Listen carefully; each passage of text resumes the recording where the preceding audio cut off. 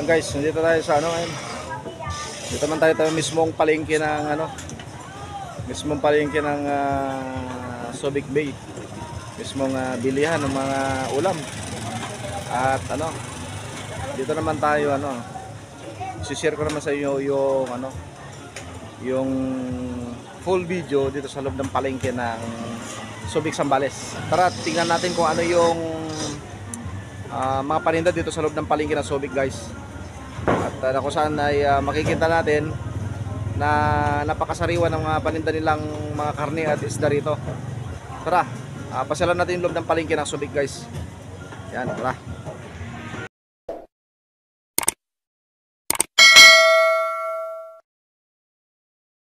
Palengke ng Subic Zambales. Ayan.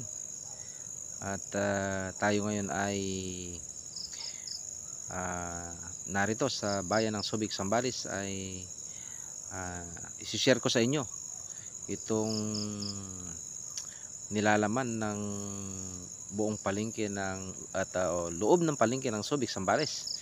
Ayan, mga karne ng baboy, meron sila, mga karne ng manok at ang mga iba't ibang bilihin. Ayan, baka, ayan, karne ng baka, guys. Ayan, ang loob ng palengke nila.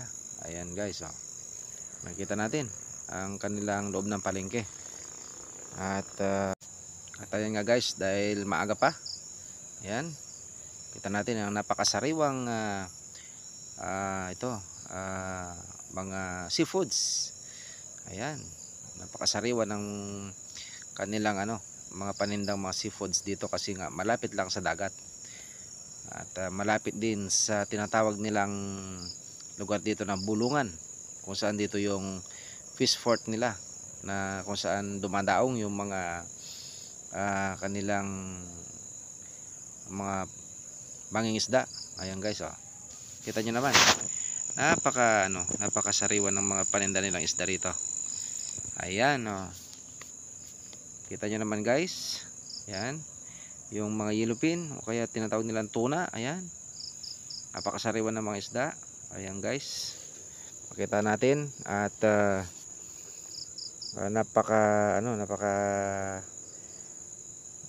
nakakaingganyo, kumbaga nakakainganyong bumili ng mga paninda nilang isda rito.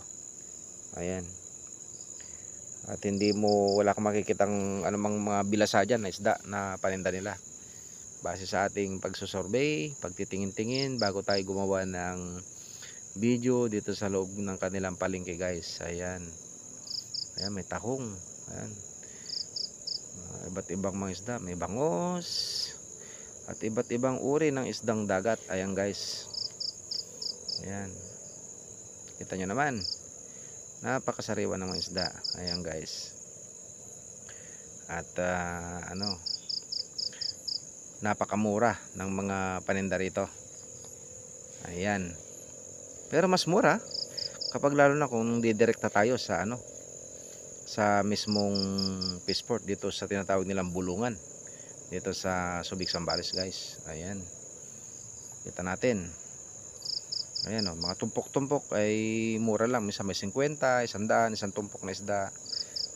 Ayan, itong mga yellowfin at saka iba't ibang sariwa at sari-saring laman dagat na isda. Ayan, guys. Ayan,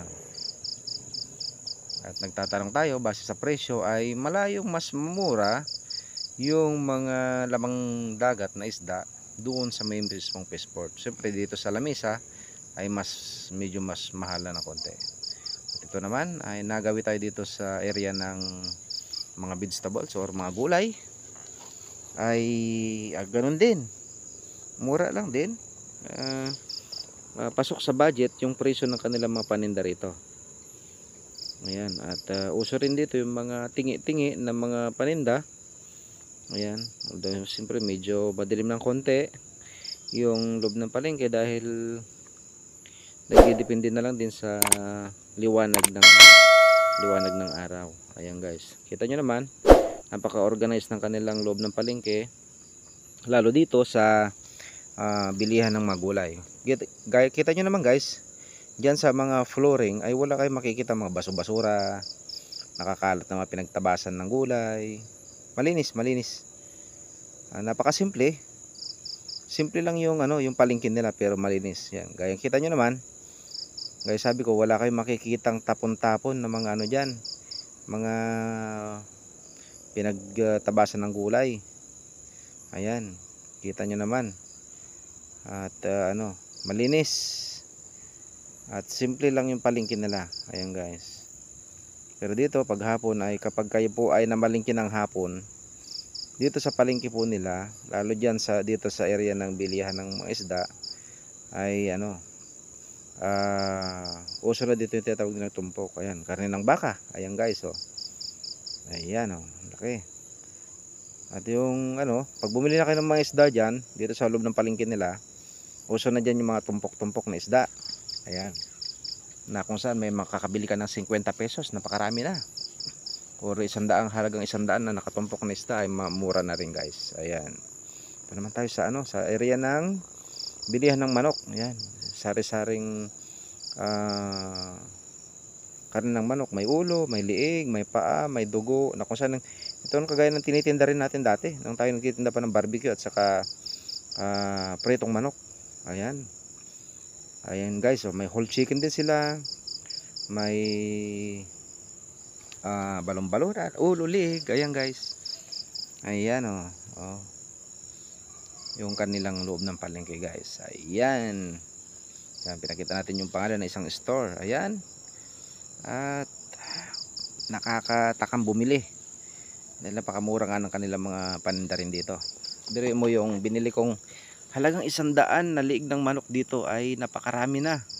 Solve na talaga kung mag-isa mo lang o dalawa kayo magsasalo sa halaga ng karne ng manok na yung liig na halagang 100 ay napakarami na. 100 yung 1 kilo guys. Ayan. Ito, balik ulit tayo sa mga area ng gulay. Ayan, kagaya ng sabi ko, tingnan nyo naman, napaka-organized, napakalinis. Ayan. Hindi nila inahayaan na may mga baso-basura dyan guys sa loob ng palengke. Kasi nga, siyempre, mas maingganyo ka mamili pag malinis yung loob ng palengke. Ayan. Oo. At uso rin dito yung mga mga repak-repak, yung mga tingi-tingi. Ayan. Yung isang repak na sibuyas ay 20 pesos at ganoon din yung bawang. Ganun dyan guys. Ayan. Ito, nagtanong tayo ng presyo nito. Ayan. Tingnan natin kung magkano ang halaga nitong per bundle na yan, mga sibuyas. At saka laso na, yung kulay pula at saka puti na sibuyas guys. Ayan. At sinabi naman ng bumibili ay may kanya-kanyang halaga. Ayan.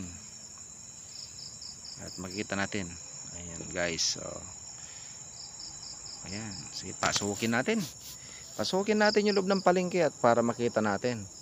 Para kung kayo po guys ay makapasyal dito sa palengke ng Subic, Zambales, ay ito nga ang inyong makikita sa loob ng kanilang palengke. Simple pero malinis at wala kang maaamoy na anumang mabaho dyan. Wala kang makikita na yung napabaya ang mga basura dito sa loob ng palengke nila. Ayan, siyempre palengke, natural na rin dyan, may mga bad odor minsan. At dahil yung mga maaring na-stack na mga basura dyan sa mga gilid, sa labas siguro maaring ganon. Pero sa loob ng palengke nila ay wala kang mga amoy na malansa or napabayaang nabubulok dyan. Tingnan nyo naman, malinis na malinis siya. Ayan. At masayang mamalingki rito.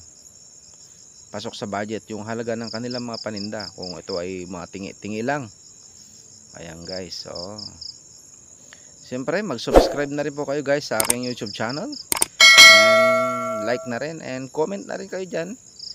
And siyempre pag meron tayong ads ay please wag nyo naman pong i-escape kasi yung ads po ay dyan po tayo kumikita sa pamagitan ng inyong pag-view ng aking video.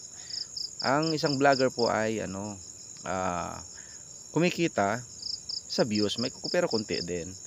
Pero din sa po din po sa ads ay dyan po mas kumikita ng medyo maganda na earnings ang isang vlogger. Ayan guys.